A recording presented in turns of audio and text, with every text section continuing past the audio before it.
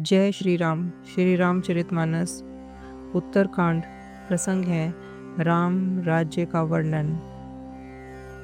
श्री राम जी के राज्य पर प्रतिष्ठित होने पर तीनों लोग हर्षित हो गए। उनके सारे शोक जाते रहे। कोई किसी से बैर नहीं करता। श्री राम जी के प्रताप से सबके आंतरिक भेद मिट गए। सब लोग अपने अपने वर्ण और आश्रम के अनुकूल धर्म में तत्पर हुए सदा वेद मार्ग पर चलते हैं और सुख पाते हैं। उन्हें न किसी बात का भय है, न शोक है और न कोई रोग ही सताता है।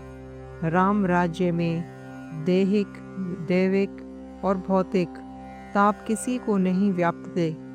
सब मनुष्य परस्पर प्रेम करते हैं और वेद में बताई हुई नीति मर्यादा में तत्पर रहकर अपने अपने धर्म का पालन करते हैं। धर्म अपने चारों चरण सत्य, शौच, दया और दान से जगत में परिपूर्ण हो रहा है।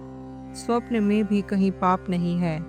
पुरुष और स्त्री सभी राम भक्ति के परायण हैं और सभी मोक्ष के अधिकारी हैं। छोटी अवस्था में मृत्यु नहीं होती, न किसी को कोई पीड़ा होती है। सभी के शरीर सुंदर और निरोगी हैं। न कोई दरिद्र है, न दुखी है और न दीन ही है। न कोई मूर्ख है, न शुभ लक्षणों से हीन ही है। सभी दम्भ रहित, धर्मपरायण और पुण्य आत्मा है। पुरुष और स्त्री सभी चतुर और गुणवान हैं। सभी गुणों का आदर करने वाले और पंडित हैं तथा सभी ज्ञानी हैं। सभी कृतज्ञ अर्थात दूसरे के किए हुए उपकार को मानने वाले हैं। कपट, चतुराई, धूर्तता किसी में नहीं है। काकभूषुंडी जी कहते हैं, हे पक्षीराज गरुड़ जी, सुनिए। श्री राम जी के राज्य में जड़ चेतन सारे जगत में काल, कर्म, स्वभाव और गुणों से उत्पन्न हुए दुख किसी को भी नहीं होते, अर्थात इनके बंधनों में कोई नहीं है। अयोध्या में श्री रघुनाथ जी 7 समुद्रों की मेखला वाली पृथ्वी के एकमात्र राजा हैं, जिनके एक एक रोम में अनेकों ब्रह्मांड हैं। उनके लिए 7 द्वीपों की यह प्रभुता कुछ अधिक नहीं है। श्री राम जी इस पृथ्वी के एक छत्रक सम्राट हैं। उनके राज्य में सब सुखी हैं। सभी नर नारी उदार हैं, सभी परोपकारी हैं और सभी ब्राह्मणों के चरणों के सेवक हैं। सभी पुरुष मात्र एक पत्नी व्रती हैं। इसी प्रकार स्त्रियां भी मन, वचन और कर्म से पति का हित करने वाली हैं। श्री रामचंद्र जी के राज्य में दंड केवल सन्यासियों के हाथ में है और भेद नाचने वालों के नृत्य समाज में है और जीतो शब्द केवल मन के जीतने के लिए ही सुनाई पड़ता है, अर्थात राजनीति में शत्रुओं को जीतने तथा चोर डकैतों आदि को दमन करने के लिए साम, दान, दंड और भेद ये 4 उपाय किए जाते हैं। राम राज्य में कोई शत्रु है ही नहीं, इसलिए जीतो शब्द केवल मन के जीतने के लिए ही कहा जाता है। कोई अपराध करता ही नहीं, इसलिए दंड किसी को नहीं होता। दंड शब्द केवल सन्यासियों के हाथ में रहने वाले दंड के लिए ही रह गया है तथा सभी अनुकूल होने के कारण भेद नीति की आवश्यकता ही नहीं पड़ रही। भेद शब्द केवल सुर ताल के भेद के लिए ही काम में आता है। वनों में वृक्ष सदा फूलते फलते हैं। हाथी और सिंह वैर भूलकर एक साथ रहते हैं। पक्षी और पशु सभी ने स्वाभाविक वैर भूलकर आपस में प्रेम बढ़ा लिया है। पक्षी मीठी बोली बोलते हैं। भांति भांति के पशुओं के समूह वन में निर्भय विचरते और आनंद करते हैं। शीतल मंद सुगंधित पवन चल रही है।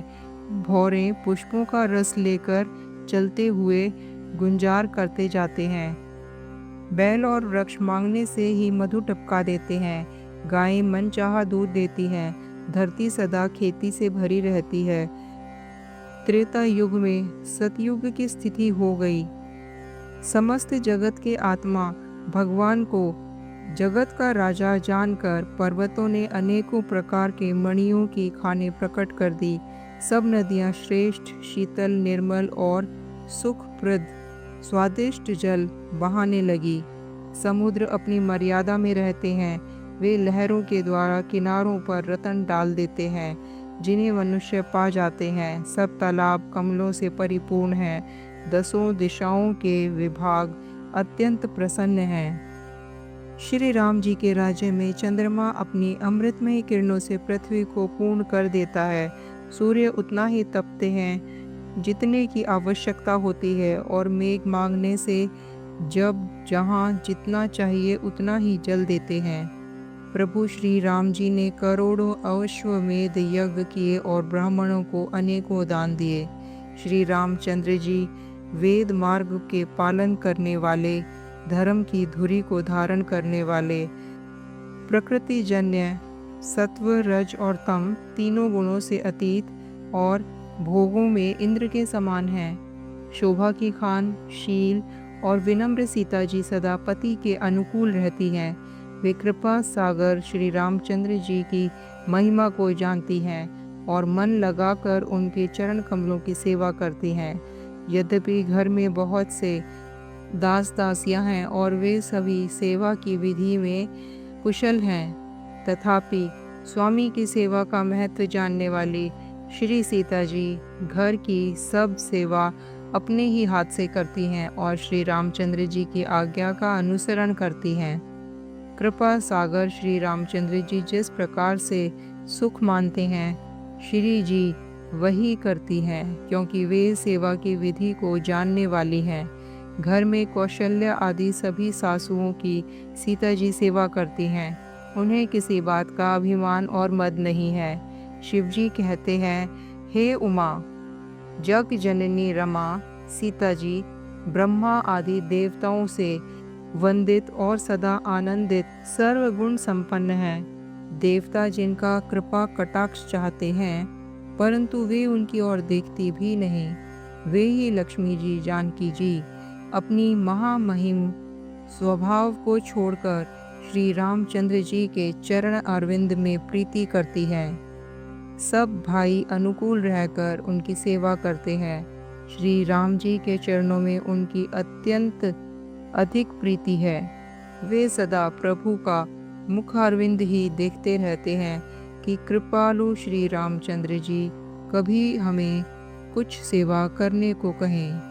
श्री रामचंद्र जी भी भाइयों पर प्रेम करते हैं और उन्हें नाना प्रकार की नीतियाँ सिखलाते हैं। नगर के लोग हर्षित रहते हैं और सब प्रकार के देव दुर्लभ भोग भोगते हैं। वे दिन रात ब्रह्मा जी को मनाते रहते हैं और उनसे श्री रघुवीर के चरणों में प्रीति चाहते हैं। जय श्री राम।